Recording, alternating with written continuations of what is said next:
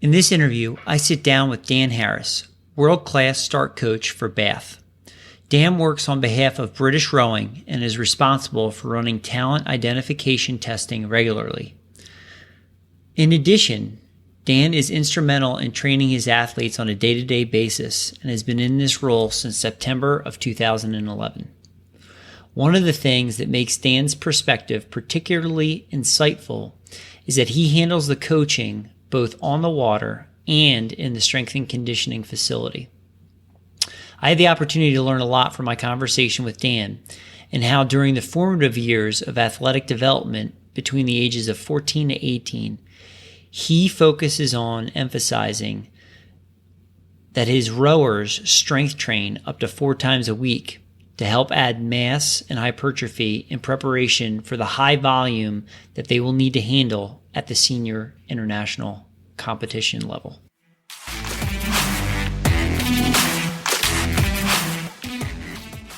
Welcome to the Leo Training Podcast, a podcast focused on scientific and real-world expertise on training strategies between your ears, behind the oar handle, on the field and court, and in the strength and conditioning room. I'm your host, Joe DeLeo. I am a strength and conditioning coach, speaker, and lifelong student focused on continuous improvement. Thank you for joining me, and let's roll to today's episode. Dan Harris, welcome to the Leo Training Podcast. Glad we got to do this. Should be some good discussion as well. Yes, me too. It'll be fun. So Dan, why don't we kick things off? First off, why don't you share, bit about your background, where you're currently working and living, and for the audience that's tuning in, it's the beginning of May 2020, so we are still in COVID-19 pandemic, kind of around the globe here. Yeah, so I've been working out of Bath in England, so the southwest of England, for the past going on 10 years now. So since September 2011, and work for the World Class Start program that British Rowing runs. So where we aim to talent ID athletes that might not necessarily have been rowers before and get them into rowing and start them up and aim to get them into the GB team and ultimately the Olympic team. Bit of background, I rowed all through school myself at a comprehensive school called St Leonard's in the northeast of England, a city called Durham, and then went on to study sports science, outdoor activities at university in North Wales. That's where I really got a lot of the coaching side of things going, really, with the sports science degree in itself, but then lots of coaching around Mountain Leaders Award, canoeing, climbing, along with like the classic level 1, level 2 rowing certifications as well whilst at uni. Because at the time when I was there, I was unsure whether I'd go into coaching or sort of outdoor education. So it's got a heap of certificates and qualifications while I could, really. Everything's a bit cheaper when you're a student for discount. So yeah, absolutely, for sure. So how did you come? So you obviously, rowing background as an athlete. So how did you come to kind of work with the talent ID, developing, that junior rower in the Great Britain system? How'd you come to the current role that you're in Bath right now? Well, it's quite a funny story, really, because I finished at university. I'd done a year traveling. I coached in Australia at Redlands School in Sydney. Did 4 months there, as well as like just traveling after uni. And then when I was going to come back to the UK, this post was open, but it was only open for 3 months. It was open for 3 months maternity cover, and they couldn't get anyone to do it. But I stuck my name in the hat because I was coming back to the UK without a job and thought it's worth getting some experience, even if it was only for 3 months. And I've been here ever since. So kind of got into it in a not the classic way, really. Yeah. So just as a frame of reference, what year was that you started off in your current position? So that was 2011, September 2011. I started. Yeah. Yeah. So you've been in that role for just under a decade now. Yeah. All right. All right. Now, you and I have had some conversations, offline and over the last several months and stuff. And, we follow each other on Instagram and have talked about the strength and conditioning side of things, as well as, the rowing. And you are coaching your athletes in both environments, which I think is incredibly interesting. So could you also kind of talk a little bit about your thoughts around strength and conditioning, and your background in terms of education and skill set in there? And then also, how does that factor into, developing the athlete? Yeah, sure. So that's the really good thing that I enjoy about this job, is that you've got full control of the program. So I'm the only coach that works with the athletes day to day. We tend to have small groups as well, which is how it works. So never usually have more than 12 athletes, which certainly helps with the contact time and the coaching that they get. In terms of S&C background, obviously, as an athlete through school, there was a lot of emphasis on S&C while rowing. Through university, I guess the first full qualification it would be, I was part of the officer training corps while at uni, and did the PTI course with the Army. So I did the TA PTI course, physical training instructor course there. That was a 10-day course. So that gave me quite an interesting angle. And then just through along a course that runs alongside the level 3 rowing course here in the UK is like the level 2 strength and conditioning course. So it's not like a UK CC one. Well, it is. It's the UK coaching certificate or something in S&C. So there's not a major S&C certification, but that's where I picked up the sort of the qualifications. But the rest of it has been just from experience, really, just being in the gym since I was at school, really, and then since having this job, bits of trial and error and bits of things that using other S&C coaches around, because based at Team Bath, there's heaps of S&C coaches there for different sports. So getting in amongst that, learning what I can from them. And then, yeah, like I said, having full control of the program has allowed me to trial stuff, which has then led me to where I am now with my ideas around developing the athlete. And I see the S&C as a real opportunity alongside the rowing to develop their strength. And we use it a lot. We use it for hypertrophy to build muscle mass, get the athletes heavier in some cases, but fundamentally it's the only opportunity they have really to develop force and the rate of force, and use the gym work to do that and work on that to get stronger, be able to produce more force, quicker, that they can't necessarily get from the rowing. Certainly on the water, obviously there's still the technical side of it links what they're doing on the water and on the ergo, the specifics of the rate, the speed work that they do in the boat or on the erg. But fundamentally, we use the gym to get strong so they can push harder when they're in the boat, basically. Yeah, absolutely. So we'll come back to a little bit of the S&C in a second, but just kind of jumping back one step is, so what do you use, or what are some benchmarks that in terms of identifying potential talent as a rower, both male and female. Is there height, weight, erg scores that you're going after? And then, you mentioned, keeping athletes in mind that may not have a pure rowing background, that may be coming from a different sport. So they have athletic ability, but obviously that learning curve is going to be a bit steeper if they're brand new to the sport.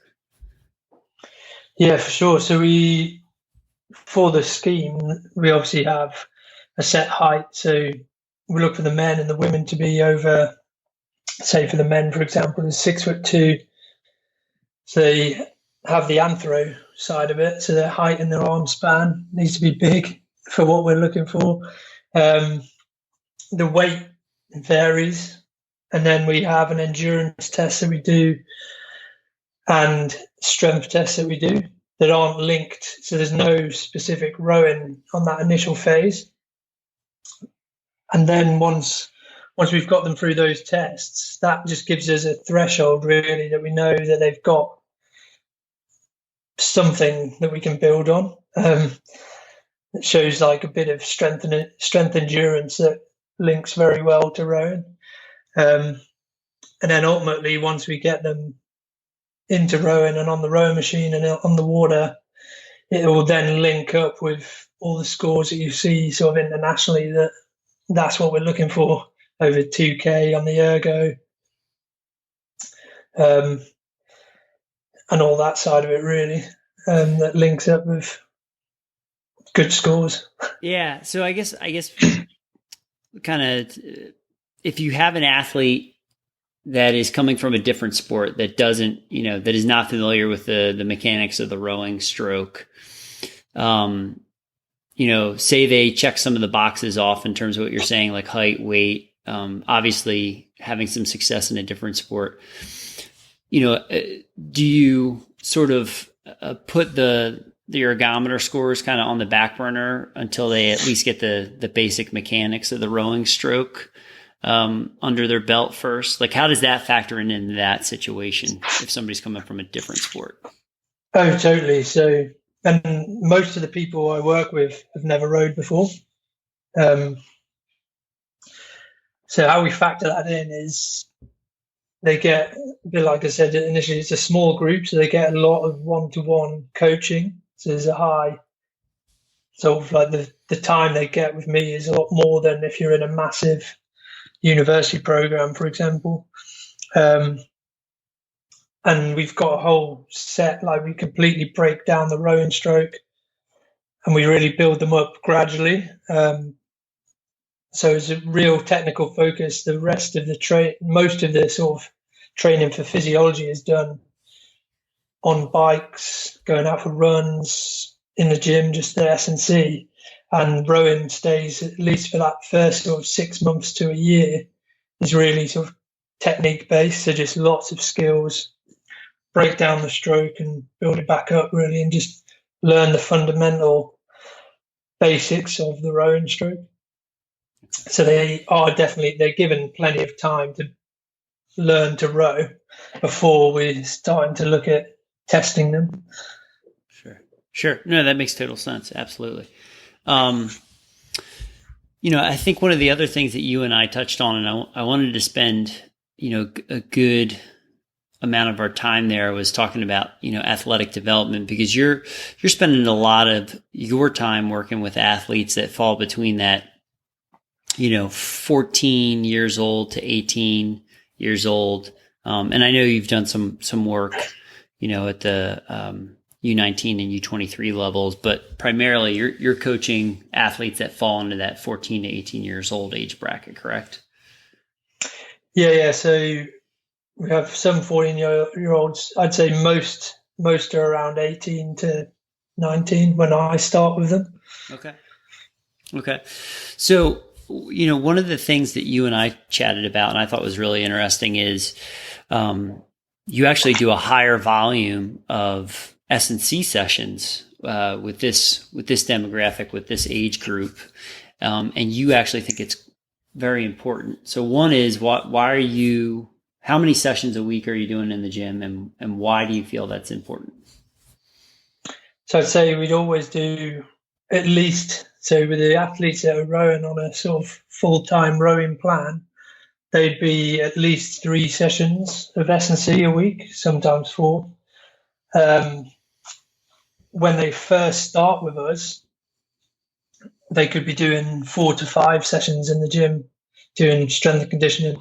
I guess the big thing really is to define strength and conditioning. So what I mean by that, for the 14-year-olds and 15-year-olds that would start with us, is all about moving well. So it's using the classic sort of term S&C, but the juniors initially would be in the gym learning to move. So it'd just be body weight, movement patterns, learn to balance, learn to control themselves, learn to squat, learn to hip hinge, like really nail the fundamental basics. Likewise, that is for someone who starts at 18 as well, that fundamentally I want them to move well first. Just like in rowing, we want them to move well. Same in the gym, move well. And then once that is really pinned down, we'll start to load. And the loading then comes, so we'd even have juniors would still be using dumbbells, kettlebells, some loaded, like classic barbell lifts, like the compound movements, as well as like the 18 and up. And that's where once they move well, and there's a whole scaled approach to it, but once they've gone through like the reps of conditioning and high reps, low weight stuff, then ultimately we'll move into what I spoke about at the start, is we're in there doing much more strength-based training. And as the athletes get a little bit more experience in the gym and they're getting a little bit older, you're progressing them to using more external loads. They might be going from learning the patterns of the movement. So like for a hip hinge to, a barbell deadlift or a trap bar deadlift. And then, a back squat, barbell back squat. How does that continue to progress as the athlete gets older and develops? Is it not just, do you just look at it in terms of more weight on the bar, or what other kind of factors or characteristics are important in your eye? Well, a big thing for me is ultimately what the athletes need. So certain athletes are going to be just naturally, just phenomenally powerful themselves, able to produce really good erg scores, really good speed on the water. And for them, it could just be about maintenance. And you're just using a strength training session to maintain that and obviously gradually get it better. For some, like we discussed on one of the other calls, is the age I have them, like as they transition from school to university before they get into a senior team, that age is a perfect opportunity while they're growing, is thinking about the hypertrophy and getting them heavier. Because ultimately, if they get into a senior team and they've got the amount of volume that the senior team does, they're never going to have an opportunity to put muscle mass on from there, because the volume just stays too high and it's all about just doing the program. So when I've got them, and it's like the view of the program is long-term development. So that's why I can take an athlete and do quite individualized training with them, and see it as a perfect chance for some of them to add muscle mass, get themselves in a position where they're heavier and stronger, that they would actually be able to cope at a senior level. So like one of the guys I had, for example, was around 87 kilos, and we got him up to sort of 95 through this block. But then ultimately, like when the volume came back in, he dropped and sat around sort of 92, 93 as a 21, 22-year-old, and then moved into the senior team from there. So that like gave him the opportunity to actually get quite significantly heavier. His erg scores moved on with that. His water speed moved on with that. the big thing there is accepting that you've got to reduce the volume and you've got to ultimately take the rowing out to allow the proper change in the gym. That's why I said at the start, this is more like, what do the athletes need? And that's a real key area that I've used a lot with the athletes through the age ranges, is actually trying to add muscle mass. Yeah. And that was something that I was particularly interested in. I mean, I think that's a really important point you make in talking about, at that age, there's a real opportunity to add on some muscle mass, because when they get to, a U23 senior team where they're training so much more and the volume is so much higher, you're just trying to hold on to what you've got at that point, because you're burning so many calories and you're training at such a high overall load. So when you're working with those athletes and keeping that in mind, are there time periods where they may be doing, a little bit less on the rowing volume side of things, but a little bit more with the S&C side, just for the focus of adding hypertrophy? Yeah, so the example I used then, that was, we completely dedicated, it was the best part of 3 months of the season to that. But then in a normal year, we'd probably finish racing around early July, and then we'd have a break mid-August. So we'd use that sort of, and it varies, but it's usually at least 6 weeks there. We usually at least try and put that 6 weeks in there to completely reduce rowing volume, put the emphasis on S&C, let them recover from the rowing volume as well. But the S&C goes up through the summer. It's sort of like their off season before they then have a break, and during their break they then have 2 to 3 weeks where they rest and then gradually build back up. But we'd use that summer chunk once racing finishes to actually utilize that to get them heavier, get them a bit stronger, where we're not pushing the rowing side of it so much. Interesting. Yeah, that makes a lot of sense, and that gives you an opportunity to address those other characteristics that are really important: strength, stability, flexibility. Can the athlete get into the positions you want them to be able to get into within the rowing stroke? So at what point, like, what are some markers you use to identify, like, when you can the athlete's at a good weight in terms of muscle mass, and then they can start adding a little bit more volume? How do they transition that, going from a hypertrophy focus to more, okay, now we can flip back to doing more of a volume based approach for the rowing? So I'd say, a bit like I said, is that we have almost that first 6 to 12 months is all about figuring out what the athlete needs while they are just learning to row. Mm-hmm. Hopefully you've covered quite a lot in that first year, where there's no real rush to get them racing or anything. But then from then, it's ultimately, if they sit within the parameters like our senior team, there are a certain height, like the senior team, just a ballpark, say, for example, you need to get them, that your first 8, your 1v8, for example, sit between 85 to 92 kilos. Is the athlete in that bracket? And that's all right. And then they're in there, so they're tall enough, they're heavy enough. And then ultimately, can they produce the scores and the figures on the ergo and on the water? And then if something then is lacking, that's when we're using intervention to think, well, do they actually just need to row more now and just do more volume and get quicker by rowing? Or is there something fundamentally, like, they actually aren't just strong enough? So then that's obviously where you use the gym work, power strokes on the ergo, power strokes on the water, that sort of thing, to sort of marry those two together to see if you can make the athletes ultimately quicker rower. I'd say there's no sort of definitive set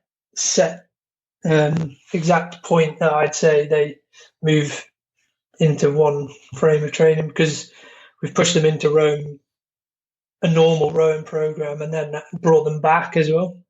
Because ultimately, like, you might find you go into row and they're doing fine, but it's only a year down the line you realise then that they could actually do with being a bit stronger or a bit more stable. I think that's a big thing. A bit like I said a few minutes ago, is like any intervention or any change you notice that you have to do, just don't do it by half, and you properly do it. So if they need to get heavier, strip the rowing out and the volume out and really focus on the gym. Likewise, if they're really immobile and stiff and stuff like that, again, you've got to really hammer and really go for mobility and flexibility and take stuff out that's affecting that. Like, if you're actually going to make a change, you as a coach need to commit to it, and ultimately you've got the athlete to buy into it as well. Yeah. And properly try and make a change, not just doing it half-heartedly. Well, I think that's the biggest thing. No, that's great. Well, I was going to ask, what would you say to a fellow coach or a coach that's listening to this that may have some reservations about the idea of, dropping down the volume on the rowing side of things and prioritizing S&C in the short term a little bit more? I think ultimately it links to what the goals are. So, like, do you want your athlete, and ultimately, like, the conversation, you need to be aware of what the athlete wants as well. So between you and your athletes, do you want to be quick this year, or do you want to be quick in 4 years' time? Right. Like, I think that's the big thing, is, do you want to make it to the Olympic team? So there's some clear steps and progression that you need to make, versus if you're happy just going as fast as you can this given year and you don't really care about what comes next, then I guess that would be very, very different. So yeah, ultimately that would be the big thing, is fully understanding what you want out of your athletes, but make sure you consider the athlete and what the athlete actually wants. So if they want the long-term aim of getting into the team, then that's a conversation to sit down and be like, well, you've got to hit this score on the ergo. So for a heavy man, realistically, at the very least, you have to be a sub-6 minute on 2K. So what do you need to be able to do that? The sort of power you've got to be able to produce to do that, and those sort of things. And then that leads and guides the conversation, really, and ultimately the training that you're going to do. Yeah, absolutely. Dan, one of the other questions that just kind of popped to mind that I'm particularly interested in is, as somebody that's working with your athletes, both on the erg or in the boat, and then in the strength and conditioning environment, what are some of the benefits of being able to work with that same group of athletes in all those different training situations? And then what are maybe some potential drawbacks from doing that? Like, what do you get to learn about them as athletes and on the flip side? Yeah. So the benefit is definite that you see them all the time. So you see how they move in the gym, and then you can create those links. So if you're seeing them do something odd in the boat or not able to hold a position in the boat, you can then actually influence what they're doing when they're in the gym and potentially able to make that change. So, because if you're limited, like in the boat, if you're limited by stability, mobility, or strength, like, you're not going to really change that while out on the water. So being able to get them in the gym, make some changes, like change the sets and reps, change the exercises. A bit like I said at the start as well, it's like there's the trial and error element as well. It's not being afraid, like, you can try stuff and see that makes an impact. So yeah, that would be the main benefit, that you've got the ability to see them all the time and tweak things all the time. But then the flip side of that is, when you're with them all the time, there's that almost like your unconscious bias, or you just get so used to seeing them, you don't you just get used to their fault or their one fault, but you might be completely missing something else. So that is where you need, or it's useful to have separate pairs of eyes, and being open to have other coaches, other rowing coaches or other S&C coaches just drop in and be like, well, why did they do that? Why is he doing this? Or why is she doing like an exercise like that? Just have that critical analysis and just open conversation, really. That would be the one thing, that being a coach on my own is the biggest thing to be aware of, I think, because you can end up go a month or two and you're the only person that's seen these athletes. So it's just that awareness of other things that they could be trying or could be doing that you've just completely missed, really, because you just get so used to seeing them. Does that make sense? It does. Yeah, it does. Do you so keeping that in mind, is there anything you do in terms of the training just so they're staying fresh, mentally, like they don't get into a rut, or just you don't catch them going through the motions type of thing? Yeah, I think a big part of it, I mean, a lot of coaches will say it as well, but is ultimately you're trying to create the ownership, so the autonomy with the athletes, that they take ownership of what they're doing. So, and that's a risk, obviously, when you've got one coach in a small group, there's a risk that you can very easily overcoach. So probably one of the biggest things to keep in mind is not overcoaching. Get the athletes to coach each other. So if it's back to S&C, for example, if they're squatting, make sure the athletes are engaged with each other, like giving them cues, giving them tips, again, to that, and just creating that environment where they're happy to give each other ideas or happy to criticize each other and that sort of thing. And so it's just that awareness that you're trying to obviously foster and generate this ownership the whole time.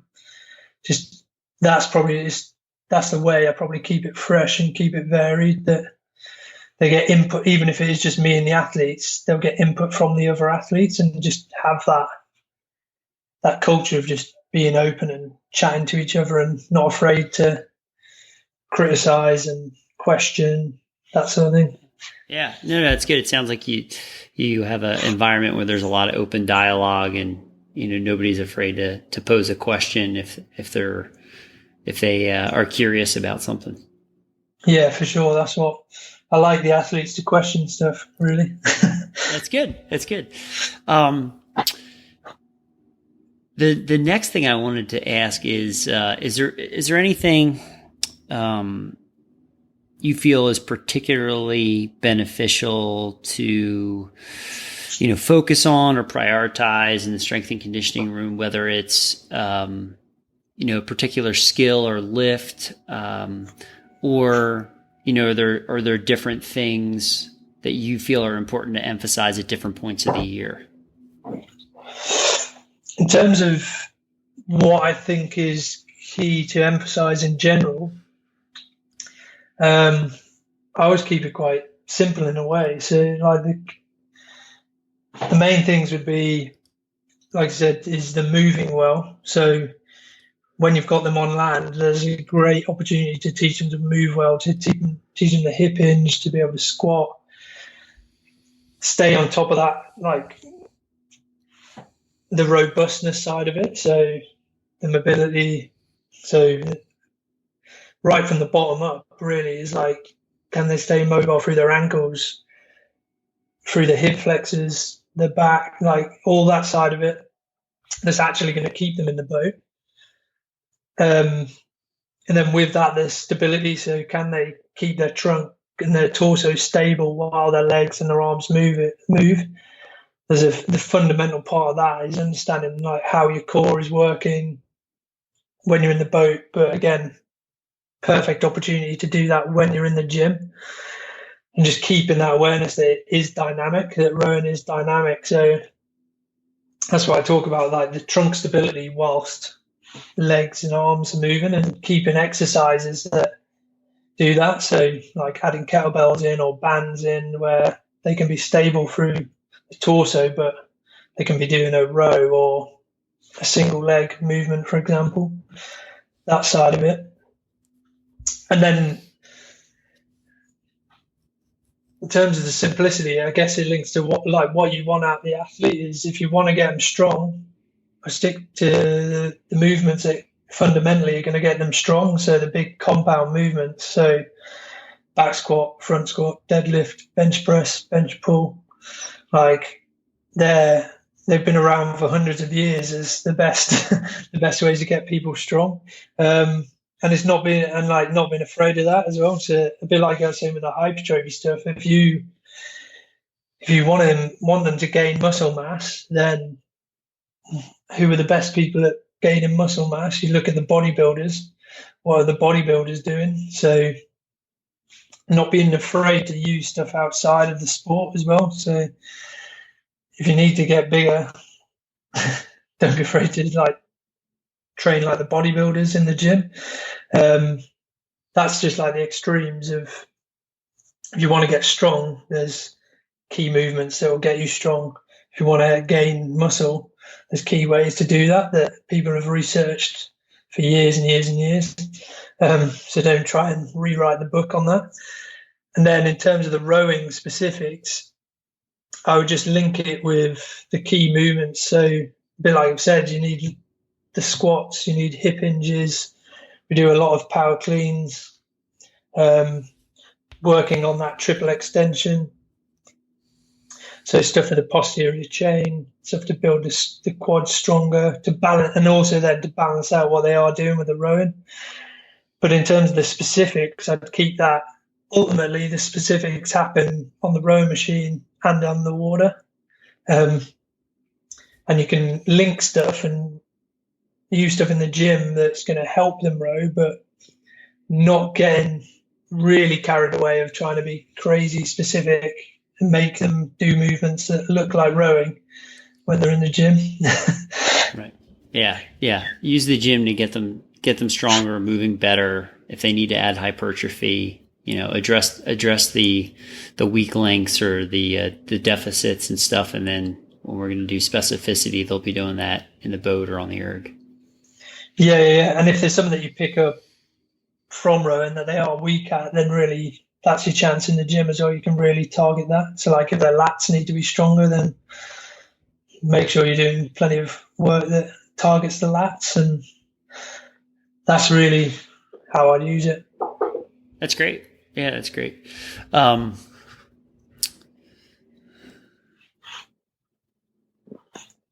see.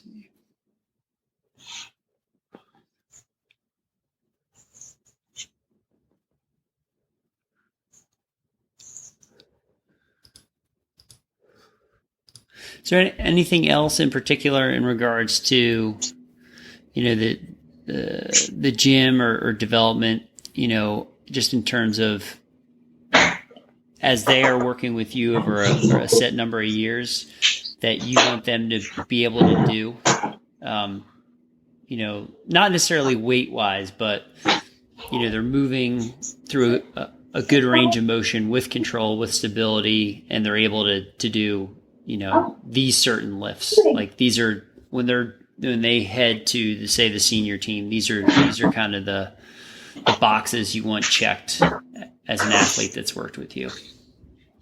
Yeah, definitely. So I've got the men and the women fundamentally want them to be able to move well body weight wise. So be able to do multiple pull-ups, multiple press-ups, and be able to do them well in all various ranges. So like a chin up and pull-up, wide grip, close grip.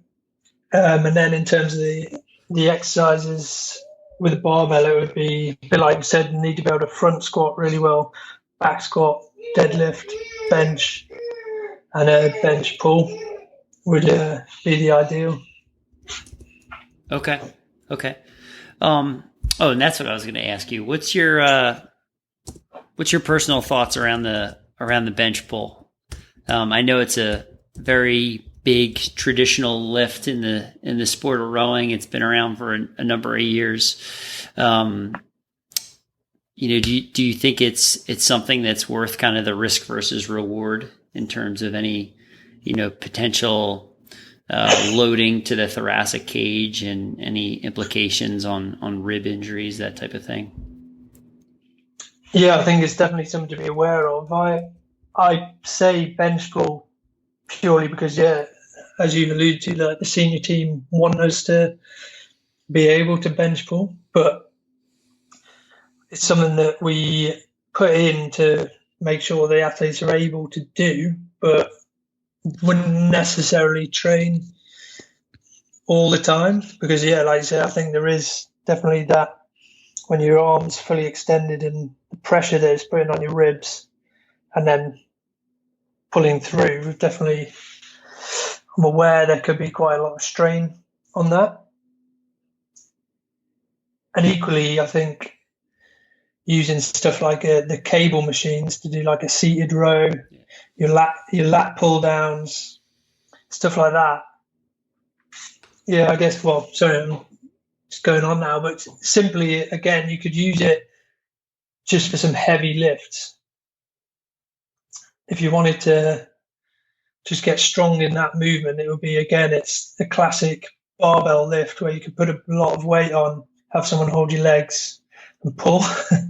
Yeah. But I'd say 90% of the time we would use stuff like seated rows, single arm and with a bar.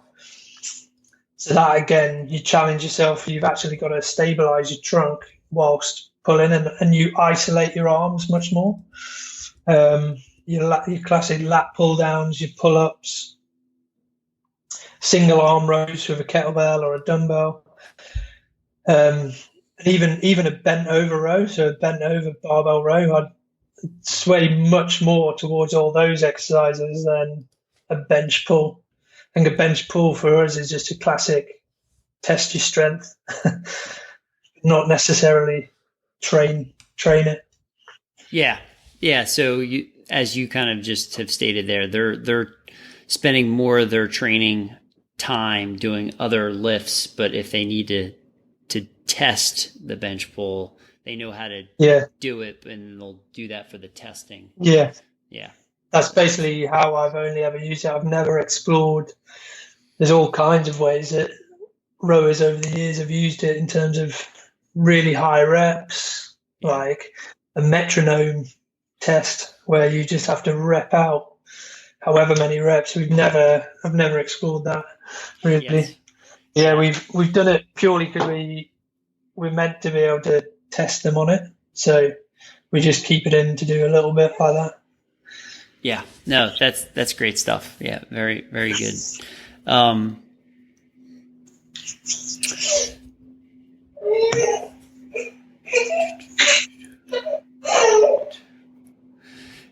is there anything else that you kind of want to touch on in terms of athletic development? I mean, we spend a ton of time talking about the physiological side. Is there anything you want to address from sort of psychological or the mental side of sport as well, working with the athletes? Well, yeah, I guess that's a huge part as well. Yeah, and I guess almost the physical side is the easy bit to talk about in many ways.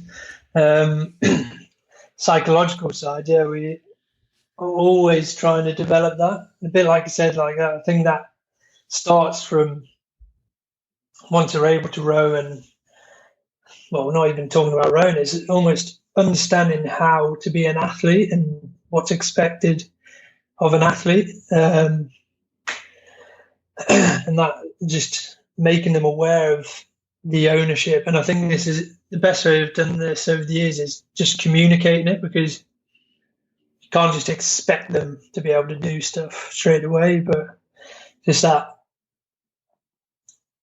I think almost as I've got more clear with the values and what I'm looking for with the athletes, I make that clear to them so they know where I stand with a lot of stuff. And then that relationship is a lot easier. And then it's just teaching them the ownership and the ideals of an athlete, whilst also just really generating confidence as well. That they get confident, that they're happy to put themselves when they're on the row machine into a really dark place and get tough with that. And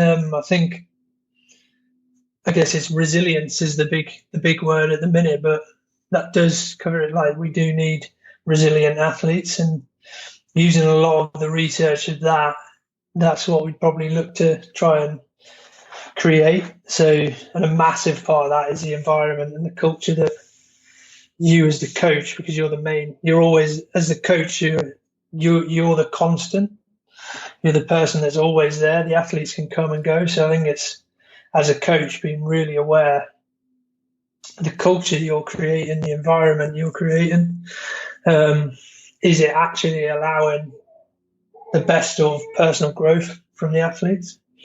Yeah, so that's a really great and important point right there. So what are some intangibles? What are some things that you think are critical to making sure that there is a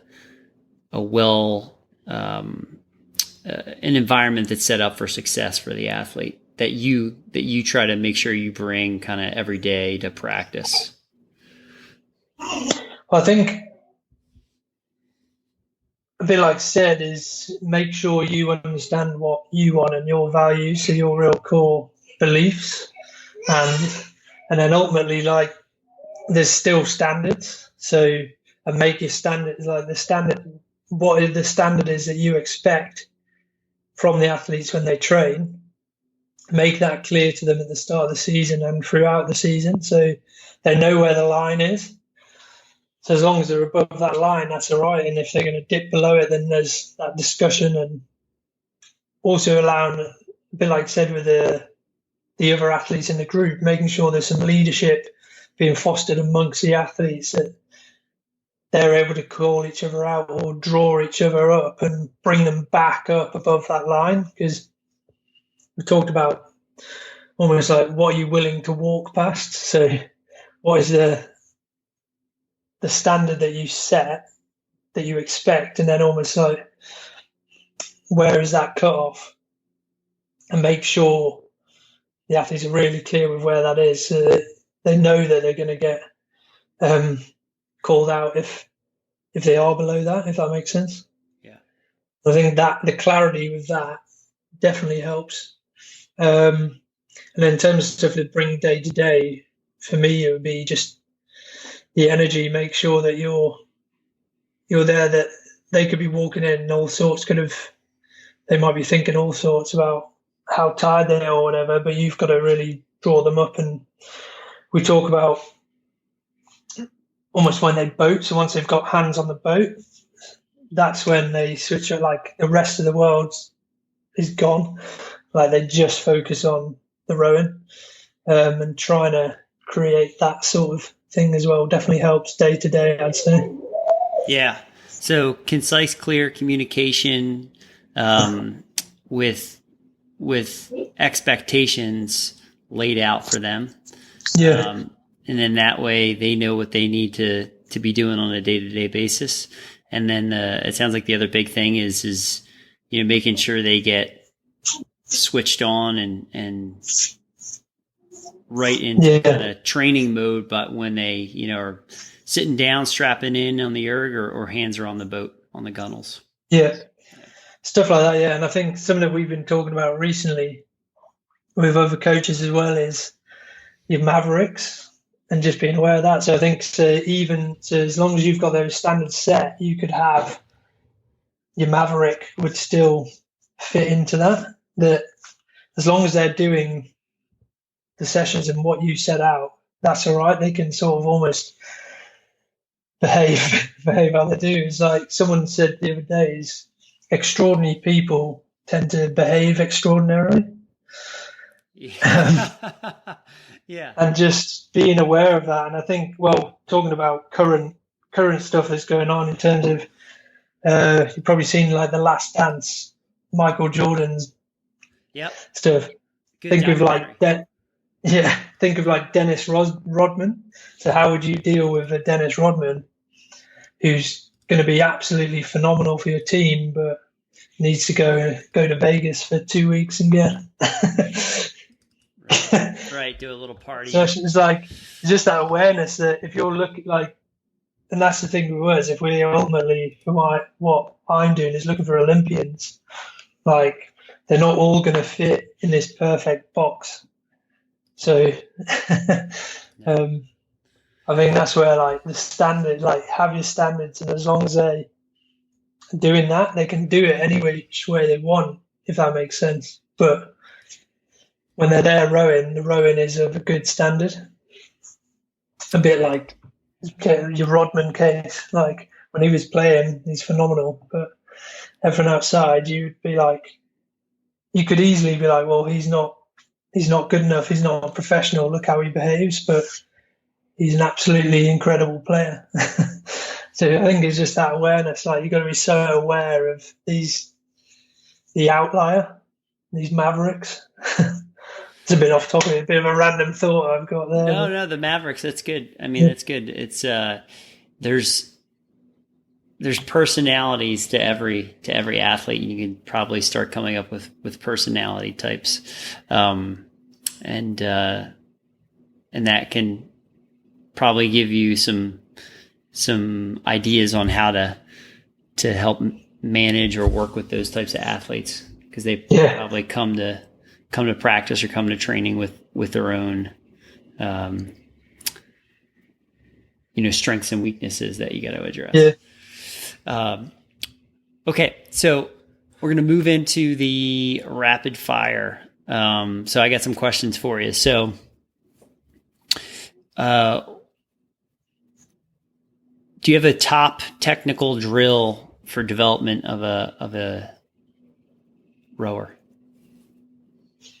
Yeah, I'd go with front end sequencing, basically. So get to the front, blades in, and really teach them to push hard, hang off the handles, and really generate force through the foot plate. That would be my go-to, and we do it. That's how we teach the new guys how to row as well, is from the front end, and fundamentally teach them to drive and press well before anything else. That's what moves the boat, baby. Yeah. Is there any particular strength and conditioning exercise you feel has the best transfer or best carry over to rowing? Letting my secrets out now, but I think one of the best things I've come across is the trap bar deadlift. Okay. I genuinely think that has a really strong crossover. You can, from the stance, you can get into a safer position, especially for some of our big guys. Like you can get into a safer stance in the setup. The weight is obviously in the midline rather than in front of you, like the traditional deadlift. So the weight can stay basically in the middle of your body, so to speak. Able to get a good grip on it, set your shoulders really well, a bit like in the boat or on the ergo. You can get, so you're not quite as low as a really deep squat, and you're not quite as high as a deadlift. So you're sort of in between those two as well, and you can put a lot of weight on it and develop a lot of force. I think that's a really good exercise. It is, I think, to be aware, it is a very quad dominant lift. So you are strengthening we do want strong quads, but obviously rowing makes a quad stronger anyway. So just aware that you are really emphasizing strong quads already. So making sure it's usually backed up by something like RDL, something hamstring based. But to round out the development for the posterior. Yeah. Is there one thing, all your experience working with junior athletes, is there one thing, just over the years that kind of keeps bubbling up or you keep seeing over and over again you feel is really important for their development that they need to be doing? And that could be strength, it could be technical, like whatever it is.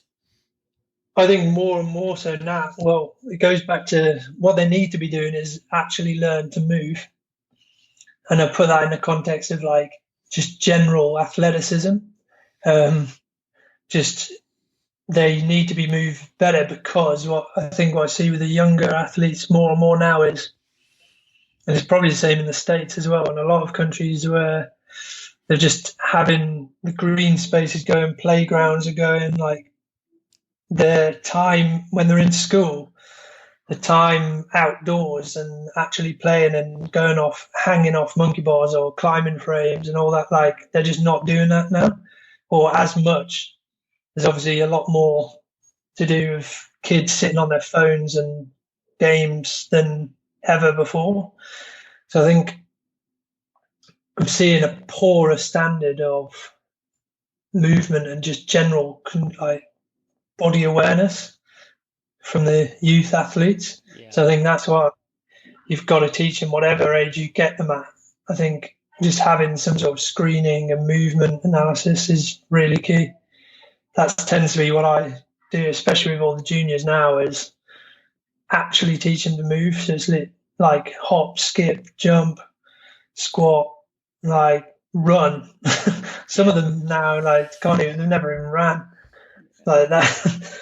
Yeah, so some of the basics with plyometrics and marching, and just marching, skipping, hopping, those types of things. be able to hang off a pull-up bar, like I don't know what it's like, but in the UK we used to have loads of monkey bars and stuff like that. Now there's hardly any, so no one's hanging from their hands anymore. So the shoulders are way weaker. Like it's that sort of thing that you might not notice normally, but like it's just not being done like it was. Like kids don't climb trees and climb stuff anymore. Yeah. like the knock-on effect of what that's had on their shoulders and just body awareness, I think, is stuff like that. I think it's fundamental. No, that's a great point. Two more questions. What do you think we need to do for the sport of rowing to make it more appealing to the masses? Tricky one. I think a big thing is just engaging, like making it a bit easier to watch, isn't it? A bit more interactive. And I think I don't want to go away from the classic traditional 2K race ultimately at the Olympics. I think that would be sad to see that go, but it is stuff like there's big regattas over in Europe where we have like they turn up and you do like a 250 or 500 meter ergo on the Friday night. You'll do a 250 or 500 meter sprint in eights and that sort of thing. So there's like a sprint series and then one longer race. So stuff like that, and just like make it more accessible to watch potentially. I think if we make it more interesting to watch, more people will get involved. The indoor rowing side of it as well. I think actually off the back of COVID-19 stuff, indoor rowing might actually see a boom. Yeah, that's a good point. So it's like everyone's on board in the UK at the minute. There's heaps of people do indoor rowing now that never have. So can we make platforms for indoor rowing way better than they are already? Could we look at getting those indoor rowers actually out on the water? But sort of like sprint series style things, I think, just so it's more interesting to watch, like quads and eights side by side, just doing 250 races over. Like there was something that we tried to do over in the UK a couple of years ago, is power 8 sprints, and that was the plan was to use like inland water, so like a harbour, for example, and it was match racing really, like the duels that you have over in the States of just 1-8 v another 8, and it's a knockout round over like 300 meters, absolutely just flat out. And then, yeah, it's like the winner stays on, basically. And you just roll through it like that. But it's in areas that are really easy to watch as well. Yeah. So there's somewhere where the spectators could be right parallel to the race. Yeah. So we did it on the Bristol Harbour. So both sides are just big harbour walls, so you can just watch down. So really easy to see and get involved. It was cool. That's fun. Nice. Yeah. Final question. If you could go back in time, given all your knowledge and experience, what advice would you give yourself 10 years ago?